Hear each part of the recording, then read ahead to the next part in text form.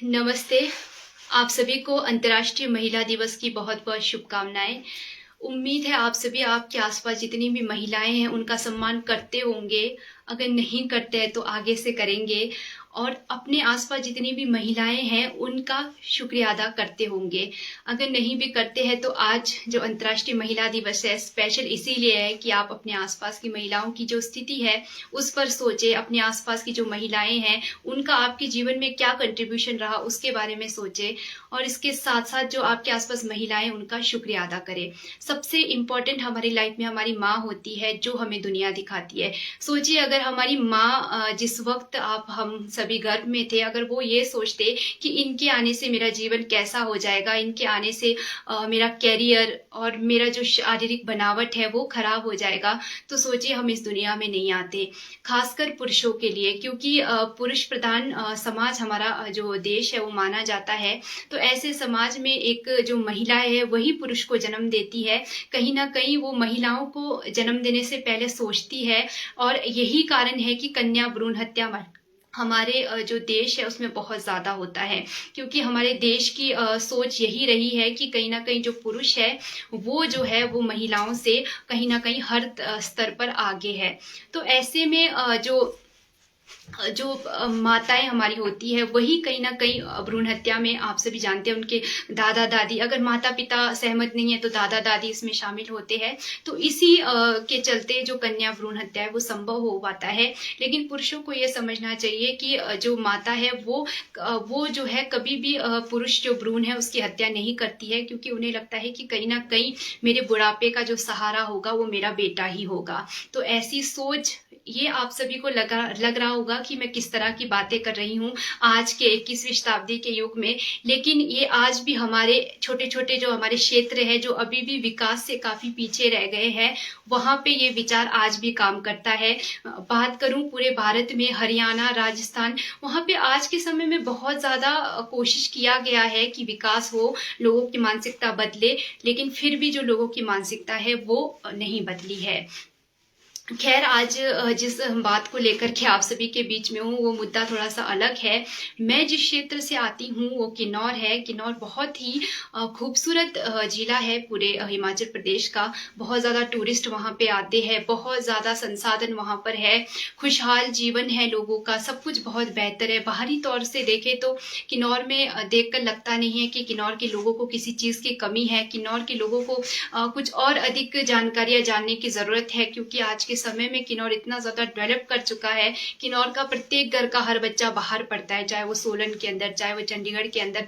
किन्नौर की जो खासकर मैं महिला दिवस पे महिलाओं की ज़्यादा बात करूँगी, तो किन्नौर के अंदर अगर महिला जागरूकता की बात करूँ तो हमारे किन्नौर के अंदर महिलाएँ बहुत ज़्यादा जागरूक है। उसका सबसे बड़ा उदाहरण कोविड वैक्सीनेशन के समय मैंने देखा कि किन्नौर की जो महिलाएँ हैं, बढ़-चढ़कर वैक्सीनेशन के लिए जा रही थी और अपने साथ-साथ जो घर के अन्य मेंबर हैं, उनको भी ज़बरदस्ती लेके जा रहे थे क्योंकि परिवर्तन महिलाओं से बहुत जल्दी आता है क्योंकि महिलाएँ जो है वो मूव करती है, पहले वो अपने मायके में होती है, उसके बाद ससुराल में आती है। इससे जो है कल्चर का एक्सचेंज भी महिलाओं के द्वारा बहुत होता है और घर में सोच का परिवर्तन भी महिलाओं के द्वारा बहुत जल्दी होता है। तो ऐसे समय में मैंने अपने किन्नौर में देखा कि जो महिलाएँ हैं वो खुद तो वैक्सीनेशन के लिए जा ही रहे थे, साथ में अपने पूरे फैमिली को, अपने हस्बैंड को, अपने बच्चों को, अपने क्या सास ससुर है उन सबको अपने घर के परिवार को सबको मोटिवेट करके ले जा रहे थे वैक्सीनेशन के लिए। तो ये एक महिला की सोच का परिणाम है, प्रभाव है कि एक महिला जब अपने करने पे आ जाती है, एक महिला जब ठान लेती है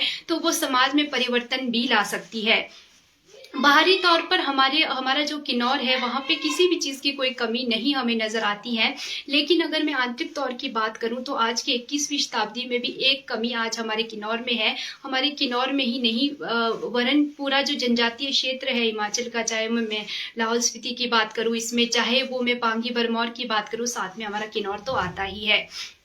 तो इस क्षेत्र में जो है खासकर हमारे किन्नौर में पूरे जनजातीय क्षेत्र की मैं बात कर रही हूँ, किन्नौर के साथ, इसमें किन्नौर भी साथ में है।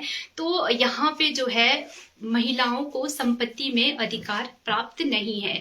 तो आप में से बहुत सारे लोग ये भी जरूर सोचेंगे कि जो लोग किन्नौर से रहे हैं, ट्राइबल एरिया से रहे हैं, उनको लगेगा कि नहीं, किन्नौर या ट्राइबल एरिया में महिलाओं को पैतृक संपत्ति में अधिकार प्राप्त है। लेकिन ये सच्चाई मैं आप सभी को बताना चाहती हूँ कि किन्नौर और अन्य जनजातीय क्षेत्र में आज तक भी आजादी के इतने वर्ष बाद दुनिया अंतर्राष्ट्रीय महिला दिवस मना रही है। इतने वर्षों बाद भी कहीं ना कहीं किन्नौर के अंदर महिला दिवस मनाना केवल और केवल एक त्योहार की तरह मनाने के जैसा ही रह गया है। अगर मैं बात करूं प्रैक्टिकल की, तो प्रैक्टिकल में किन्नौर के अंदर, अगर आप किन्नौर के अंदर है इस वक्त, या अगर आप किन्नौर के अंदर बैठ करके महिला दिवस मना रहे हैं, तो आप ये चीज, आपको मेरे ये शब्द बुरे लगेंगे और आपको लगेगा कि ये ऐसा कुछ होता नहीं है। लेकिन मैं आपको ये चीज इस वीडियो के माध्यम से बताना चाहती हूँ कि आपका वहां पे बैठ के महिला दिवस मनाने का जो एक संदेश देना चाहते हैं समाज को, नहीं दे पाएंगे। क्योंकि जब तक किन्नौर जैसे क्षेत्र के अंदर महिलाओं को संपत्ति में जो डायरेक्ट अधिकार प्राप्त नहीं है, तो कैसे हम कह सकते हैं कि इक्वलिटी आई है समाज में। बोलते हैं ना हम बेटा बेटी एक बराबर। मुझे लगता है किन्नौर के अंदर अन्य जितने भी जनजातीय क्षेत्र है, जहां पे जो है अधिकारों के नाम पे जो है, संपत्ति के अधिकार के नाम पर महिलाओं को संपत्ति से दूर रखा जाता है, तो ऐसे में हम कैसे कह सकते हैं कि वहां पे इक्वलिटी है? कैसे कह सकते हैं कि जो बेटा है बेटी है वो एक समान है? इस हिसाब से, जिस हिसाब से किन्नौर के अंदर या अन्य जनजातीय क्षेत्रों के अंदर महिलाओं को प्रॉपर्टी में अधिकार नहीं मिलता है, तो ऐसे में कहीं ना कहीं हम ये भी मान सकते हैं कि उस समाज में, उस परिप्रेक्ष्य में अगर हम जाकर देखें, तो वहां पे पुत्र पैदा करना कितना जरूरी होगा। जी हाँ, ये देश के लिए भी कहीं ना कहीं है कि जनसंख्या तो बढ़ेगा ही ना। अगर मान लीजिए किसी क्षेत्र की ये धारणा बन जाए कि पुरुष जो है वो पैदा करना जरूरी है, क्योंकि यहाँ पे जो है ना प्रॉपर्टी पे सीधा जो हक है वो कहीं ना कहीं बेटियों को नहीं मिलता है। मैं जब छोटी थी तो मैं ऐसा सोचती थी कि जब पूरे देश में एक ही कानून है, तो हमारे यहाँ पे बेटा पैदा करना इतना जरूरी क्यों मानते हैं? जबकि अब तो देश बदल रहा है, सोच बदल रही है, फिर भी यहाँ के लोग कहीं ना कहीं बेटे को इतना ज्यादा महत्व क्यों देते हैं? बेटा इतना ज्यादा जरूरी क्यों है? ये सवाल एक छोटे से बच्चे के दिमाग में ऐसे ही आता था उस वक्त मेरे। तो धीरे धीरे आज के समय में इस सवाल का जवाब मुझे मिल गया है, जब मैं प्रॉपर्टी को लेकर के जो बहुत ज्यादा भेदभाव हमारे जनजातीय इलाकों में है महिलाओं के साथ, उसको पढ़ती हूँ, उसको देखती हूँ, ऐसी महिलाओं से मिलती हूँ कि जो मतलब कि ऐसे हालत में है कि ना वो बेटे की तरफ हो सकते हैं, ना वो मायके की तरफ हो सकते हैं, वो कहीं के नहीं बचे। ऐसे लोगों से जब मिलती हूँ, ऐसे लोगों के दुखों से मैं कनेक्ट करती हूँ, तो मुझे लगता है कि मेरे पढ़ने लिखने का कोई फायदा नहीं है जब तक मैं अपने अधिकारों के लिए बात ना कर सकूं। तो यहाँ पे बहुत सारे लोगों को लगेगा कि किन्नौर की महिलाएं इस पे आवाज क्यों नहीं उठाती है? अगर इतने ज्यादा लेवल पे अगर गलत हो रहा है, महिलाओं के साथ प्रॉपर्टी नहीं मिल रहा है, तो वहां की महिलाएं क्यों सामने नहीं आती है? तो इसको लेकर के मैं सबसे पहला प्रश्न तो आपसे भी से पूछूंगी कि आप सभी बताइए, आप सभी में से अगर बहुत महिलाएं होंगी, हमारी सोच कैसी होती है? हम महिलाओं की सोच कैसी होती है प्रॉपर्टी के बारे में? तो मुझे लगता है हम सोचते ही नहीं है। हम सबसे पहले सोचते हैं कि अपने माता पिता, अपना समाज, मतलब अपने घर के बारे में बहुत सोचते हैं। और बचपन से हमें यही सिखाया जाता है कि आप लक्ष्मी है, आप पराया धन है, आप यहाँ के लिए नहीं बने हैं, आपको कहीं और जाना है, आपको जो भी करना है, आपको पहनावा पहनना है वो भी उस हिसाब से पहनना है कि आपको ससुराल में जाके काम करना है, पढ़ाई करनी है, पढ़ाई भी ऐसी करनी है कि आपको कल दिन ससुराल जाना है। आपको संस्कार दिए जाते हैं, संस्कार भी इसलिए दिए जाते हैं कि आपको कल दिन दूसरे के घर में जाकर के इस संस्कारों को आपको आगे लागू करना है। जरूर अगर महिलाओं की बात करूं तो वो तो करेगी। अगर महिलाओं को किन्नौर के अंदर प्रॉपर्टी का राइट मिल जाए, तो भी उन्होंने जो चीज करना है, जो संस्कार उनको दिए जाते हैं बचपन से, वो तो करेगी ही। लेकिन यही मानसिकता है जिसकी वजह से किन्नौर की महिलाएं इसको लेकर के आगे नहीं आ रही है, क्योंकि उन्हें लगता है कि कहीं ना कहीं उनका परवरिश ही ऐसे सोच के अंदर हुआ है कि उन्हें वो प्रॉपर्टी मांगेगी ही नहीं। क्योंकि अगर वो प्रॉपर्टी मांगेगी तो उन्हें कहीं ना कहीं लगेगा कि मैं अपने जो भाई है उससे दुश्मनी ले रही हूँ, जबकि वास्तव में ऐसा कुछ भी नहीं है। जबकि मैं जितना भी समय मुझे किन्नौर के अंदर हुआ, जब मैं फील्ड में भी काम पे जाती थी, तो मैंने वहां के जो पुरुष है उनसे काफी बातचीत की, उनका एक सकारात्मक रवैया देखा। तो इसका मतलब ये है कि जो पढ़ाई का, जो एजुकेशन का जो असर है ना, वहाँ के जो पुरुष है ना, उन पे बहुत जल्दी पड़ गया है। तो वहाँ के जो पुरुष है उनको लगता है कि अगर बहन प्रॉपर्टी ले लेती है तो इतना कोई ज्यादा उसमें गलत है नहीं। लेकिन यही चीज आपको मैं बताऊंगी, जैसे ही आप किन्नौर से बाहर निकलते हैं रामपुर बुशहर के अंदर, वहां आप देखते हैं कि महिलाओं को हिंदू जो उत्तराधिकारी अधिनियम 2005 है उसके तहत जो है अपने भाई के समान जो है प्रॉपर्टी पे अधिकार मिलता है। क्या वहां पे लड़ाइयां हो रही है? ये बहुत बड़ी बात है कि वहां की महिलाएं नहीं चाहती है तो वो एनओसी दे करके अपने भाई के नाम पे जो प्रॉपर्टी है उसको रिटर्न कर देती है। तो अगर किन्नौर के अंदर भी जो है 2005 का जो हिंदू उत्तराधिकारी अधिनियम है ट्राइबल एरिया के अंदर भी लागू होता है, तो वहां की जो महिलाएं उनको इस टेंशन से तो मुक्त होना चाहिए कि हमारे भाइयों से हमारी दुश्मनी हो जाएगी। आपको ये समझना पड़ेगा कि आप अपना हक भाई से नहीं मांग रहे और आप अपना हक ना ही पिता से मांग रहे, आप अपनी पुश्तैनी प्रॉपर्टी जो आपके दादा परदादा की प्रॉपर्टी है उस पे अपना राइट मांग रहे हैं। जब आप एक ही माता पिता के जो माँ के गर्भ से आते हैं बेटा और बेटी, तो लिंग के आधार पर इतना ज्यादा भेदभाव, तो आपको ये भी लग रहा होगा कि मैं इतने ज्यादा प्रॉपर्टी की बात क्यों करती हूँ। हमेशा से मैं काफी सालों से मैं इस मुद्दे के साथ जुड़ी हूँ, पैतृक संपत्ति के साथ किन्नौर से। तो कहीं ऐसा लगता है कि मैं क्यों हमेशा प्रॉपर्टी की बात करती हूँ। तो कहीं ना कहीं आप प्रैक्टिकल होके सोचिए कि आज के डेट में क्या प्रॉपर्टी जरूरी नहीं है।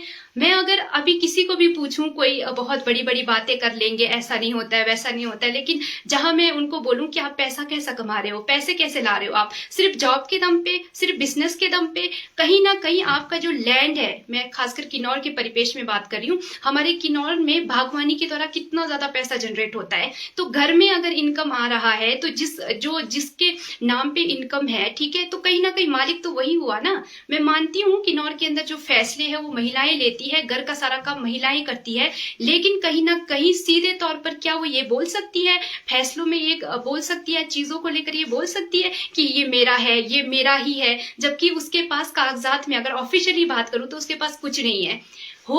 ये वही वाली बात है कि होकर तो मेरे पास बहुत कुछ है लेकिन कानूनी तौर पर कुछ भी नहीं है। तो यहाँ ये बिल्कुल ऐसा ही है, वहां की महिलाओं के पास है तो सब कुछ है, बच्चे हैं, अच्छी खासी प्रॉपर्टी है, पैसा है, गहने हैं, और क्या बोलते खासा नाम भी है। अगर आप जिस फैमिली में रहते हैं, जिस फैमिली में आपकी शादी होती है, उस फैमिली का नाम है तो ऑटोमेटिकली आपको भी समाज में कुछ अपने आप को साबित करने की जरूरत नहीं बच जाती है, क्योंकि आप एक ऐसे फैमिली के साथ रिश्ते में है जहां जिनका नाम है, ठीक है।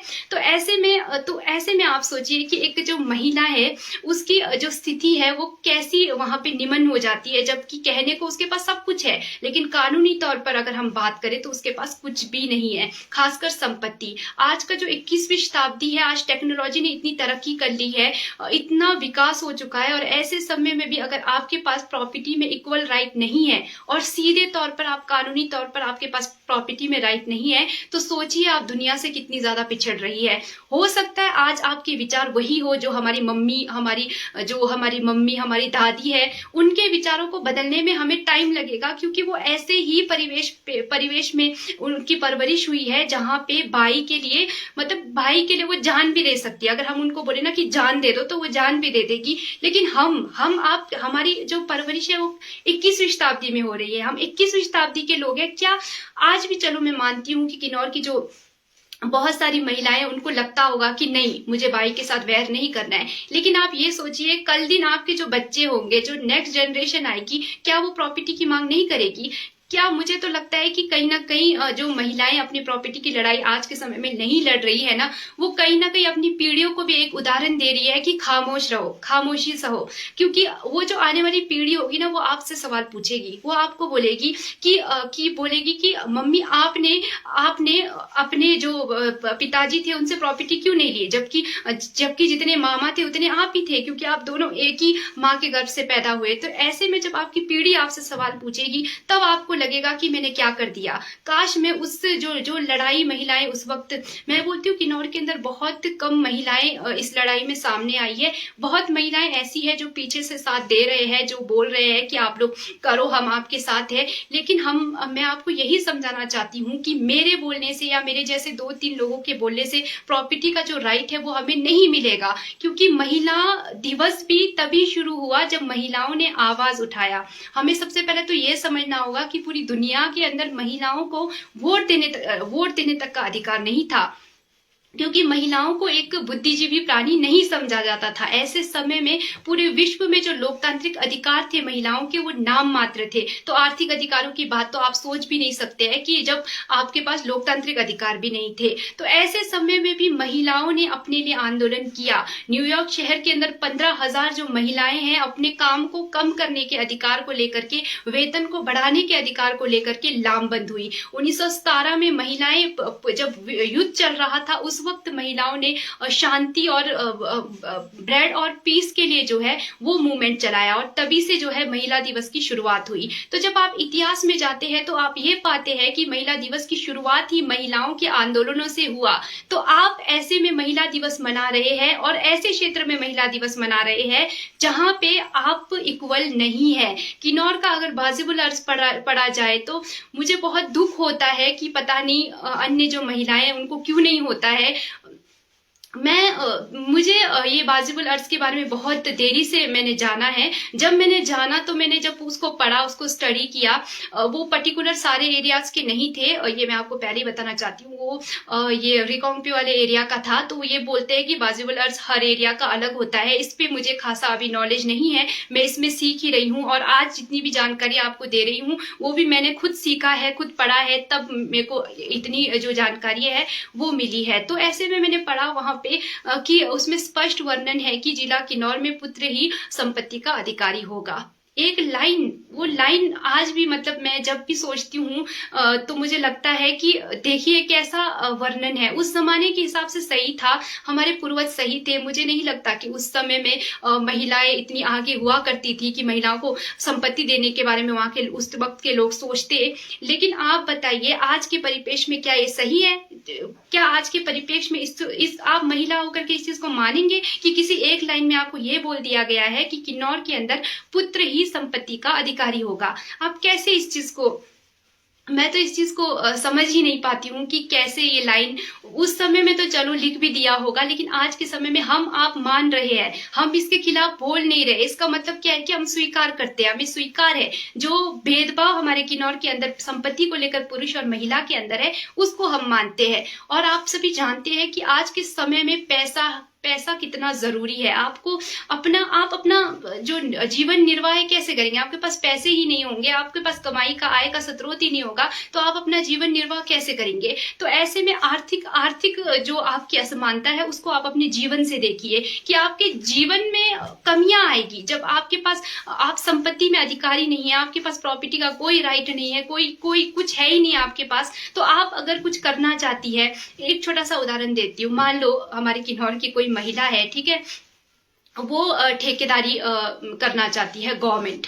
तो उसमें ये बोला जाता है कि ठेकेदारी करने के लिए आपके पास खुद के पास एक अच्छा खासा पैसा होना चाहिए, आपके पास अच्छा खासा अर्न चीजें होना चाहिए। अब आप ठेकेदारी करने के लिए पहले जिंदगी भर कमाएंगे, ठीक है, 50 साल तक कमाएंगे आप पैसे, और 50 साल के बाद पैसे कमा के फिर आप उस क्षेत्र में जाएंगे, ऐसा आप करेंगे नहीं। ज्यादा से ज्यादा आप जब यंग एज में होंगे तब अपना कैरियर चुनेंगे। तो अगर आपने ऐसा कैरियर चुना जहां पे आपको ये बोल दिया जाए कि आपके नाम पे कितना लैंड है, तो आप क्या करोगे? आप खुद कमा के तो आप उस वक्त तक आप ना ही आपके पास घर होगा, ना ही आपके पास कोई लैंड होगा। इतने कम उम्र में आप कहाँ से कमा करके लैंड खरीदोगे? आपके नाम पे तो कुछ भी नहीं होगा। अगर मैं अभी बात करूं, बहुत सारे लोगों को मैं पूछूं तो हमारे नाम पे अभी भी कुछ भी नहीं है। तो शादी कर लेंगे हम लोग, उसके बाद भी हमारे नाम पे कुछ नहीं होगा क्योंकि सब कुछ हस्बैंड के नाम पे होगा। उसके बाद हमारे बच्चे हो जाएंगे, बेटियां होंगी, तो ऑटोमेटिकली जब तक वो शादी नहीं करती है तब तक उनको मिल जाएगा थोड़ा बहुत जो भी है। शादी कर लेगी, नहीं मिलेगा, फिर आप उस वक्त ये बोलेंगे कि मुझे मेरे पति के नाम का जो भी है वो दे दो। तो आप जब तक है तब तक ना ही आप उस संपत्ति को बेच सकते हैं, ठीक है, ना ही उस संपत्ति को आप खरीद सकते हैं। तो ऐसे में क्या लाभ है आपका? सिर्फ आपको एक शेल्टर दिया जा रहा है कि हाँ बस इसमें रहो, आपके पास शेल्टर है। तो इतने से आश्वासन में आप कैसे आश्वस्त हो सकते हैं कि आने वाले समय में आपको मुसीबत नहीं आएंगे? प्रैक्टिकल सोचो। मैं महिलाओं को यही बोलूंगी कि जरूरत है हमें पुराने विचारों को छोड़ करके प्रैक्टिकल सोचने की, कि कल दिन अगर हम पे मुसीबत आता है तो हम कैसे, आज के समय में हम कैसे आंखें बंद करके किसी पे भी भरोसा कर सकते हैं। आप सभी जानते हैं कि महिलाओं के साथ जो अत्याचार है उसकी जो संख्या है वो दिन प्रतिदिन बढ़ते जा रही है। अगर हम बात करें कोरोना काल में, तो कोरोना काल में देखा कि महिलाओं के साथ जो घरेलू हिंसा है वो सबसे ज्यादा हुआ। तो ऐसे ऐसे विकट जो विश्व की परिस्थितियां है, विकट जो समय है, ऐसे में आप कैसे भरोसा कर सकते हैं कि कोई आपको शेल्टर देगा? अगर आने वाले समय की जो पीढ़ियां हैं वो ऐसी निकली, वो हर बात पे कानून लाए, तो आपके पास क्या कानूनी राइट होगा कि आप वहां पे रहेंगे? जी हाँ, जरूर कुछ प्रावधान ट्राइबल लॉज के अनुसार वहां की महिलाओं को दिया गया है, ये कि जब तक आप उस घर में हैं, जब तक आप मायके में हैं, तब तक आप उस प्रॉपर्टी पे खा सकती है, रह सकती है। शादी के बाद भी ये बोला जाता है कि जब तक आप दूसरा विवाह नहीं कर लेते, मतलब जब तक आप विधवा है अपने पति के नाम पे, तब तक आप उस प्रॉपर्टी को खा सकते हैं या रह सकते हैं, उसके बाद आपको कुछ भी नहीं मिलेगा। तो ऐसे केस में सीधे तौर पे मैं आप सभी को यही समझाने का प्रयास यहाँ पे कर रही हूँ कि प्रॉपर्टी को सिर्फ ऐसे मत देखिए कि वो प्रॉपर्टी है, प्रॉपर्टी को अपने अस्तित्व की तरह देखिए, क्योंकि आप प्रॉपर्टी को अपने अस्तित्व की तरह देखेंगे तभी आपको पता चलेगा कि उस प्रॉपर्टी की क्या वैल्यूज है। तो फिर तो आप ये बोले ना, भाई को भी तो छोड़ देना चाहिए प्रॉपर्टी, वो तो नहीं छोड़ रहे, क्योंकि उनको पता है कि प्रॉपर्टी की क्या वैल्यू होती है, क्या आज के डेट में प्रॉपर्टी कितना जरूरी है। तो वैसे ही आपको भी समझने की जरूरत है कि एक ही माता पिता के गर्भ से जन्म लेने के बाद आपका भी उतना ही अधिकार है प्रॉपर्टी में जितना आपके भाई का। आप भाई से अधिकार नहीं मांग रहे, आप अपनी पुश्तैनी अधिकार मांग रहे हैं। तो ये जो पूरी स्थिति मैं आप सभी को समझा रही हूँ, ये भारत की महिलाओं की भी स्थिति थी आज से पहले, लेकिन भारत की जो महिलाएं हैं उनकी जो स्थिति है वो बदली। जो उत्तराधिकारी, हिंदू उत्तराधिकारी अधिनियम 2005 जो है, जब वो इम्प्लीमेंट हुआ तो जो है यहाँ की जो भारत की जो महिलाएं हैं उनको संपत्ति में इक्वल राइट मिला, और उसके बाद आज भी जो है महिलाएं अपने अधिकारों की मांग कर रही है कानूनी तौर से, और उनको जो है संपत्ति में अधिकार मिल रहा है। तो सेम मैं बात करूं जनजातीय क्षेत्र में क्यों लागू नहीं हो रहा है, ये एक बहुत बड़ा सवाल है कि आज भी जो है माननीय जो कोर्ट है शायद उनका अभी तक नजर उनकी नहीं पहुंची है, या मैं सरकार की बात करूं तो सरकार की भी शायद अभी तक इस पे ज्यादा नजरें नहीं गई है। सरकार ने ज्यादा शायद सरकार को मालूम ही ना है, या कि हो सकता है कि उन्होंने कभी गंभीरता से इसको देखा ही नहीं, गंभीरता से कभी लिया ही नहीं। तो ऐसे में आने वाले समय में हम ये उम्मीद कर सकते हैं कि किन्नौर की जो महिलाएं हैं, जागरूक महिलाएं, उनसे तो मैं कम से कम ये उम्मीद कर सकती हूँ कि एक आवाज आप भी उठाइए हमारे साथ, क्योंकि जरूरी है, ये हमारे अस्तित्व की लड़ाई है। और मैं माननीय जो हाई कोर्ट है, माननीय सुप्रीम कोर्ट है, उनसे भी मुझे कहीं ना कहीं लगता है कि जब भारत के अंदर जिस वक्त लोग कहते थे कि बहुत मुश्किल है महिलाओं को संपत्ति में अधिकार मिलना, तो उस वक्त महिलाओं के आंदोलनों का प्रभाव पड़ा और हिंदू उत्तराधिकारी अधिनियम 2005 भारत जैसे राष्ट्र में लागू हुआ। तो जनजातीय क्षेत्र में भी मुझे उम्मीद है कि जो कोर्ट है वो अपना फैसला निष्पक्ष देगी, और जल्दी जो है जो जनजातीय जो इलाके हैं वहां पर भी महिलाओं को समान जो अधिकार है संपत्ति में मिलेगा, और जो हिंदू उत्तराधिकारी अधिनियम 2005 है वो हमारे जनजातीय क्षेत्र में भी लागू होगा। तो ऐसे में बात करेंगे पूरे देश की, तो आप सोचिए कि पूरे देश में जो महिलाएं हैं वो कहीं ना कहीं अपने अधिकारों के लिए लड़ती आ रही है, लड़ी है, इसीलिए उनकी जो आवाज है उसको सुना गया है, उसको समझा गया है। तो ऐसे में हम यही मान के चल सकते हैं कि आने वाले समय में जो है कहीं ना कहीं जनजातीय क्षेत्र में जो है हिंदू जो उत्तराधिकारी अधिनियम 2005 है वो लागू होगा। इसके लिए आवाज सिर्फ मेरे बोलने से या मेरे साथ एक और दो लोगों के बोलने से कुछ नहीं होगा। तो ऐसे में हमें जो है मिलकर के इस जो लड़ाई है इसको लड़नी पड़ेगी। मैं जानती हूँ विरोध में बहुत लोग आते हैं इसके, लेकिन उनके लिए भी मैं कहीं ना कहीं इस वीडियो के माध्यम से ये कहना चाहती हूँ कि अगर आप पैतृक संपत्ति के विरोधी है जिला किन्नौर के अंदर, तो आपको जो किन्नौर के अंदर हाइडल जो पावर प्रोजेक्ट बन रहे हैं उसका सबसे पहले विरोधी होना पड़ेगा, क्योंकि एक तरफ से आप अपनी बेटियों को प्रॉपर्टी नहीं दे करके ये सोच रहे हैं कि हम किन्नौर को बचा रहे हैं, लेकिन दूसरी ही तरफ सरकार अपने जो कानून है उसको ढीला कर रही है ताकि बाहर से इन्वेस्टर आए, बाहर से जो कंपनी आए वो आए और किन्नौर के अंदर जा करके प्रोजेक्ट बनाए। और मुझे लगता है कि आने वाले समय में कुछ समय पहले तो नो मीन्स नो जो मूवमेंट था वो चलाया था, लेकिन आप देखिए सोशल मीडिया में मूवमेंट चलाने और प्रैक्टिकल में उस मूवमेंट को आगे ले जाने में बहुत फर्क रहता है। और मैं सराहना करती हूँ हमारे युवाओं की कि अब जो जाकर के जो हमारे किन्नौर के जो युवा है उनकी सोच बहुत ज्यादा बदल रही है, वो अपने मुद्दों पे, अपने अधिकारों पे बात कर रहे हैं, वो प्रोजेक्टों का विरोध कर रहे हैं। तो मैं चाहती हूँ कि आपको पैतृक संपत्ति का विरोधी होने से पहले प्रोजेक्टों किन्नौर का विरोधी होना पड़ेगा, क्योंकि जिस संसाधनों को बचाने के लिए आप बेटियों को प्रॉपर्टी नहीं दे रहे हैं ना, तो कंपनियां अंदर ही अंदर आपके क्षेत्रों को खोखला कर रही है। और आने वाले समय में अगर इसी तरह किन्नौर के अंदर हाइडल जो प्रोजेक्ट है वो बनते रहे, तो हमारे किन्नौर का जो अस्तित्व है वो, मुझे लगता है कि ऐसा ना हो जाए कि हमारे किन्नौर का जो अस्तित्व है वो भी संकट में आ जाए। तो ऐसे में प्रोजेक्टों का विरोध कीजिए, ताकि हमारा जो संसाधन है, हमारी जो बहुमूल्य जो प्रकृति है वो बची रहे। तो ऐसे में प्रोजेक्टों के विरोध को लेकर के देखिए, हर व्यक्ति की अपनी सोच होती है, लेकिन अगर हम देश का विकास चाहते हैं, अगर हमें प्राउड है ना कि हम भारत के नागरिक हैं, हम इस देश के नागरिक हैं, तो हमें कहीं ना कहीं देश के लिए सोचना पड़ेगा, देश के विकास के लिए सोचना पड़ेगा। नहीं तो हम जो क्षेत्रवाद की जो भावना है ये हमारे अंदर बढ़ती ही जाएगी, क्योंकि अगर सिर्फ हम अपने ही छोटे से क्षेत्र को देखते रहेंगे तो कहीं ना कहीं हम राष्ट्र के विकास और राष्ट्र की चीजों को नहीं देख पाएंगे। ऐसे में हम महिला अधिकारों को भी नहीं देख पाएंगे, क्योंकि हम सिर्फ अपने क्षेत्र को देख रहे हैं।